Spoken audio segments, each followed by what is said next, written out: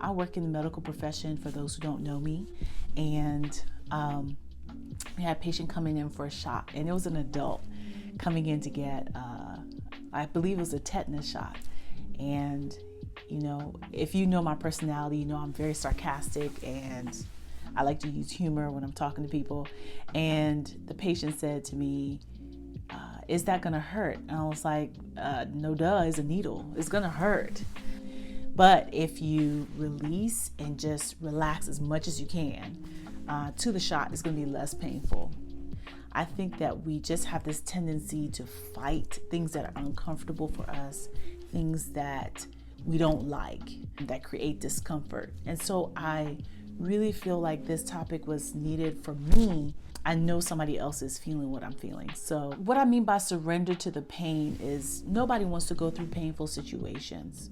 I know I don't volunteer to be in any type of painful situation, but if you've lived long enough, you're gonna go through something painful. For me, separation, divorce was painful. You've been attached to somebody for more than 10 years.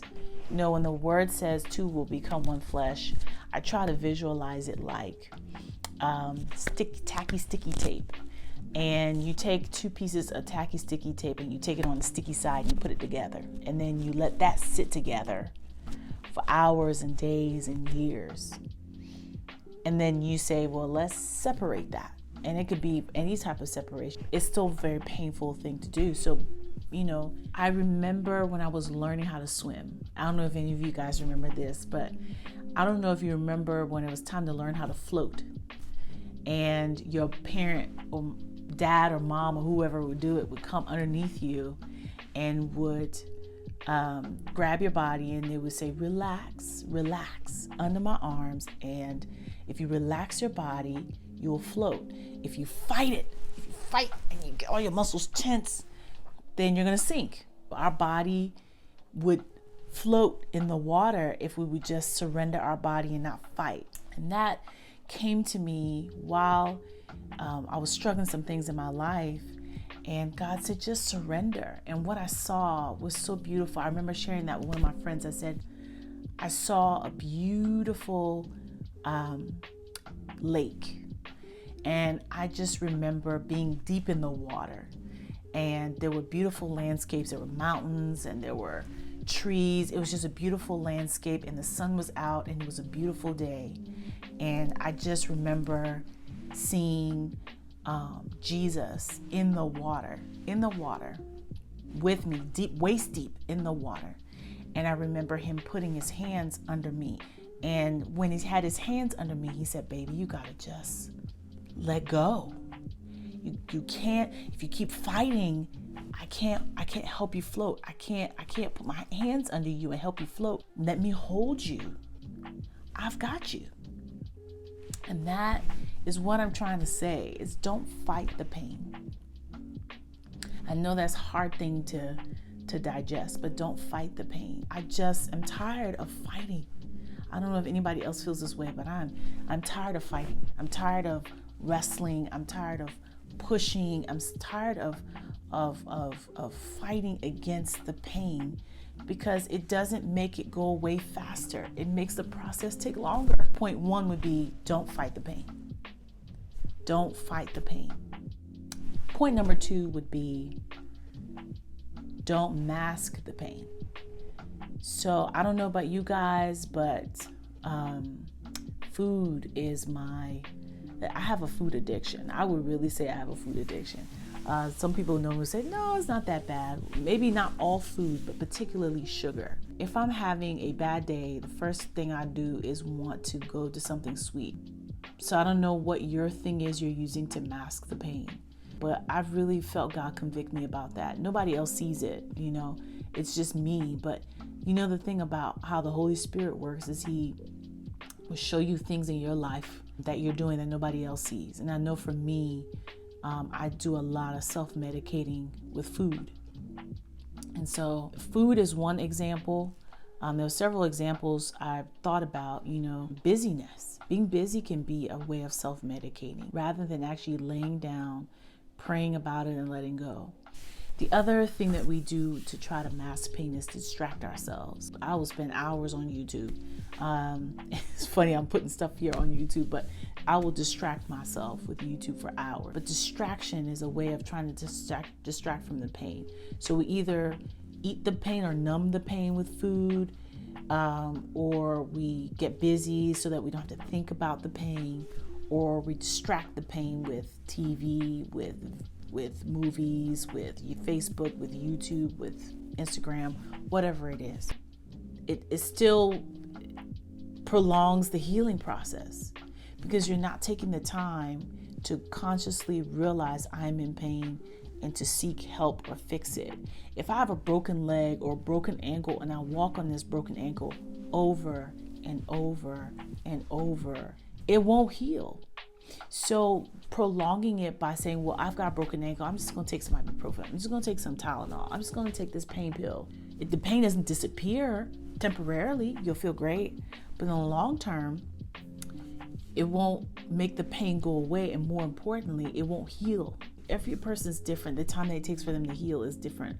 But my biggest fear is to not be fully healed, and because I'm not healed in myself from my pain, I will attract certain people to myself and repeat the cycle of the things that led to the pain in the first place and not learn from how I got here. I don't need to mask, hide, cover it. I don't want to bring my baggage into a relationship and excuse the way I look at relationships. Can I tell you I do this well? No. And this is why this message is so poignant even for me, because I am preaching to myself right now. You masking the pain only creates a new problem.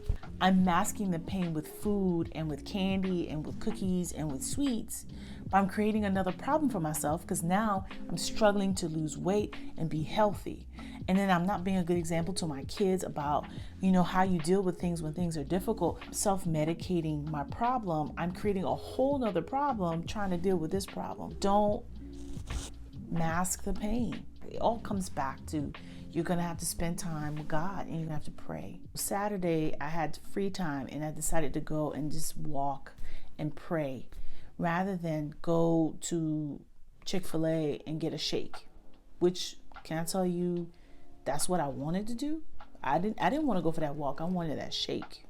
And I prayed and cried, and thank God that when I allowed people at the park, and whatever feelings I was feeling, I just let it go and gave it to God. And did I still crave that shake? Yes, but the craving went from like a 10 maybe down to a 3.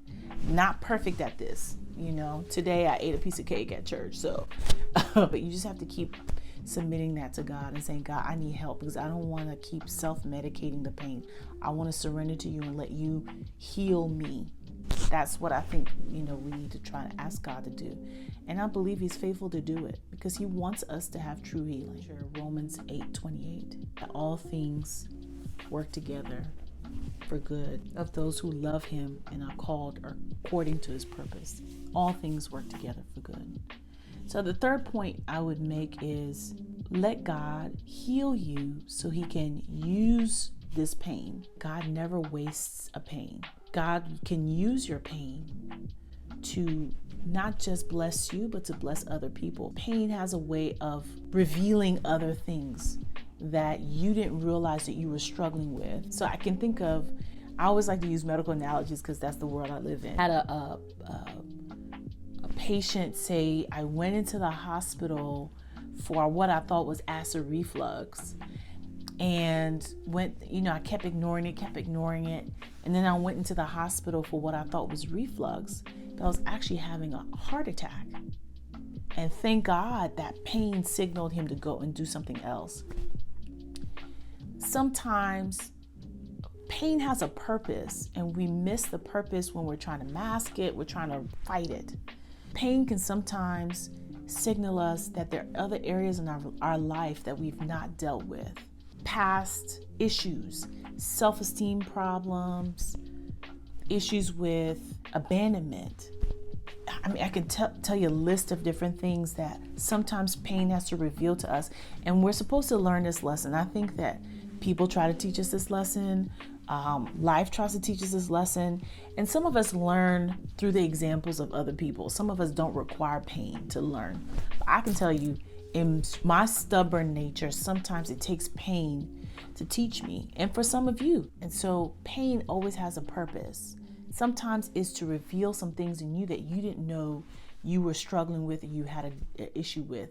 And through the pain of that experience, you learn about yourself. And more importantly, not only do you learn about yourself, you learn about God's character. We're not supposed to bear the burden of life on our own. And we just struggle and fight and we cover it up and we just hide it. But that pain sometimes is the only thing that points us back to God, points us back to Jesus, points us back to the cross. Last point about pain not being wasted is that pain's not just for you to learn. It's not just for you to learn about yourself, to learn about God's character, but to be a blessing to somebody else. Because somebody else has been through the same pain. Somebody else has been through the same hurt. A lot of times when we're going through things, we feel that we're the only one dealing with those things. Majority of the time, we're not the only one. And to be able to share your story and touch somebody's life.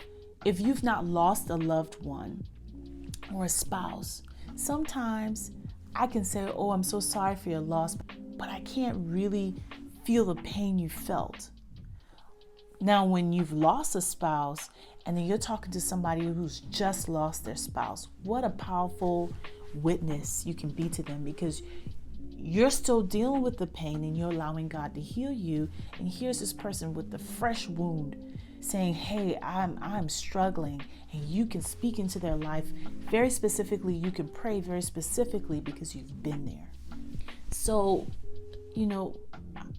what is the solution to this? What do? I'm not going to do the A, B, C, D, E, take all the things of pleasure away to help me to distract myself to the pain. If there's one word that I feel that I've heard over and over from God, it's just surrender. Surrender, not to the pain, but surrender to God. Give it to Him.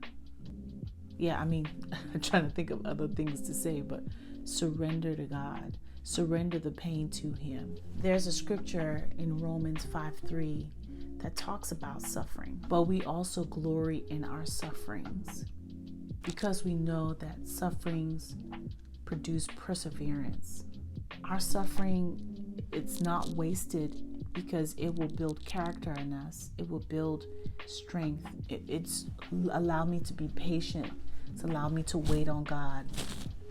It's allowed me to trust His heart for me. I can look back at the things I've been through in my life, not just in the last few years, but in my life, and see God's hand in all of it. See His love for me. See His patience with me. And it grows my trust in Him, but it grows my strength as well. I do want to be honest and be transparent so that someday when somebody's going through a struggle similar to mine, my transparency and the process of God healing me can be an inspiration to somebody else. Somebody else can say, well, if she can do it, I know I can do it. Trust God and surrender to Him. Let Him heal you. Let Him be the one to do the healing work inside your heart. I think I've prayed what I feel I want God to hear. I don't know if any of y'all have done that. I'm like, well, I'll just pray what is the right thing to pray.